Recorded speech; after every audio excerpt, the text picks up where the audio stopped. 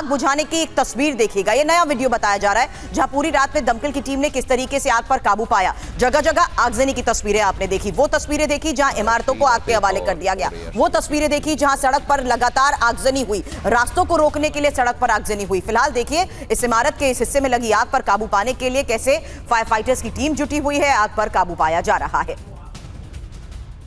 ये सुरभि तस्वीर अपने आप में बहुत ही हैरान करने वाली है कि सरकार और सिस्टम देश में आग लगा रही है और फिर फायर फाइटर्स को भेजा जा रहा है उस आग को बुझाने के लिए। लेकिन सवाल है कि इतने सारे लोग वायलेंस कर रहे थे, आग लगा रहे थे, उनको तब रोका नहीं गया। हमने तस्वीरें दिखाई कि पुलिस वहां मूक दर्शक बनी रही, कुछ नहीं करती रही, और अब ये तस्वीरें भी सामने आ रही हैं जब जल चुकी, राख हो चुकी चीजों में लगी आग को बुझाने की कोशिश की जा रही है। और देखिए डेली स्टार के दफ्तर में आगजनी के बाद रेस्क्यू भी किया गया। लपटें तेज होने की वजह से दमकल को यह परेशानी हुई, दमकल की कई टीमों ने आग पर काबू पाया। तो ये तस्वीरें हम आपको दिखा रहे हैं, यहां पर आग बुझाने की कोशिश की जा रही है इस अखबार के दफ्तर।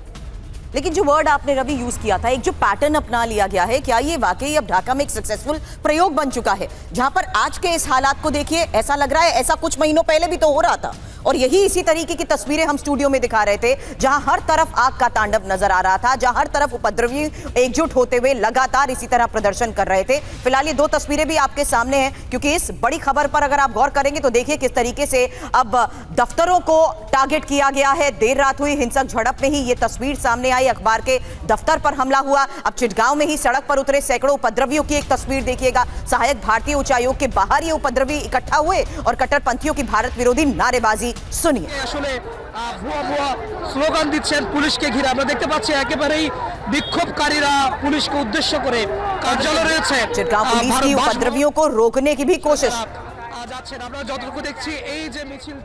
और चिटगांव में उपद्रवियों का पथराव भी देखने को मिला। भारतीय सहायक उच्चायोग के बाहर पथराव किया गया। सहायक उच्चायोग में तोड़फोड़ की कोशिश की गई, सहायक उच्चायोग पर हमले की धमकी दी गई।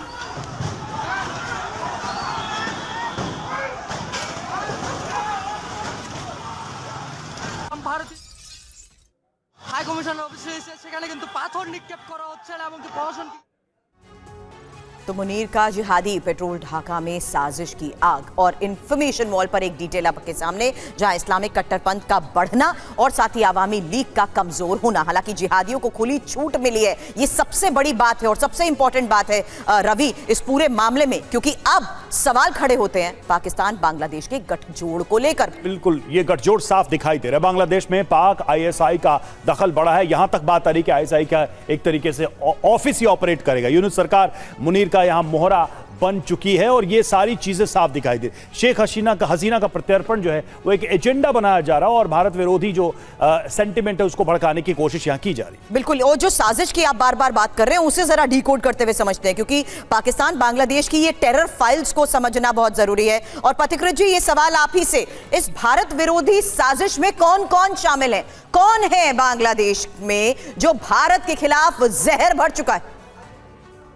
पहले तो ये समझना चाहिए कि कौन कौन है जो चाहता नहीं है कि बांग्लादेश और हिंदुस्तान का रिश्ता, भारत का रिश्ता बेहतर हो। इसमें डेफिनेटली एक पाकिस्तान एंगल है और खास करके उस देश का भी एंगल है जो चाहते थे कि सेंट मार्टिन में उसका अपना एक मिलिट्री बेस हो, तो वो और शायद चाइना भी है जो नहीं चाहते। लेकिन आज जो हो रहा है, एक इसका सबसे बड़ा जो ऑब्जेक्टिव है कि फरवरी में जो इलेक्शन है वो इलेक्शन ना हो, वो पूरा डिले हो जाए, वो पोस्टपोन हो जाए, वो कैंसिल ही हो जाए, और जिस तरह से वहां के वो सेटअप चल रहा है वो चलता रहे, और वो बाकी जो चीज है वो करता रहे। क्योंकि जब तक इंडियन हाई कमीशन वहां बंद पूरी तरह से नहीं हो जाए वो ये करता रहेगा। आप उनसे अगर पूछे कि हर चीज में वो बोलेगा हिंदुस्तान, भारत जिम्मेदार है, सोवरेंटी की इशू है। आप उनसे अगर कभी डिबेट करेंगे तो आपको पता चलेगा। लेकिन एक बहुत ही स्वाभाविक सा सवाल यहां पर यह भी उठता है कि इतने महीनों से इतना कुछ हो रहा है, शेख हसीना पर हमला किया गया और वो आज बांग्लादेश में नहीं है, उनके पार्टी के लोगों को मारा गया, चुनाव से उनको बाहर करने की कोशिश की जा रही है, एक एनार्की वहां पर चल रही है, एक पैटर्न पॉलिटिकल डेवलप किया जा रहा है। क्या वाकई में शेख हसीना का ग्राउंड पर सपोर्ट नहीं था? अमूमन हमने देखा है कि अगर इतनी बड़ी पार्टी जो सत्ता में रही है इतने साल तक, उसका अपना नेटवर्क, अपने समर्थक, अपने लोग होते हैं, सड़कों पर प्रोटेस्ट होता है, वो भी कहते हैं कि हम भी आएंगे और हम भी सरकार के ऊपर दबाव बनाएंगे कि यहां पर सिस्टम ठीक से काम करे, फेयर इलेक्शन हो। एक देश में तो ऐसा होता ही है। पाकिस्तान में हम देख रहे हैं इमरान खान के समर्थक सड़कों पर हैं और वहां की सत्ता के लिए यह मुश्किल है। बांग्लादेश में ये क्यों नहीं हो रहा? जी देखिए, पहली चीज तो यह है कि एक ओवर कॉन्फिडेंस कहीं ना कहीं शेख हसीना की थी कि अगर मैं पावर में हूं तो मैं पावर में रहूंगा, कोई कुछ नहीं कर सकता। दूसरी चीज है, आप देखिए जिस तरह से पैसा डाला गया था रेजिम चेंज के लिए 2024 में, जिस तरह से वायलेंस किया गया था, ऑर्केस्ट्रेटेड वायलेंस था, और जिस तरह से आर्मी भी एक साइड ले लिया, शेख हसीना को बोला कि आप छोड़ के चले जाइए नहीं तो हमारे लिए ये रोकना बंद होगा। इसके साथ मैं कंपेयर करूंगा यूक्रेन में जिस तरह से रेजिम चेंज करवाया गया था 2014 में विक्टर यानुकोविच के सरकार को, वहां पे यूएस एम्बेसी में जॉन मैकेन, वहां का जो रिपब्लिकन सेनेटर है, वो खड़ा होकर वीडियो ले रहा था।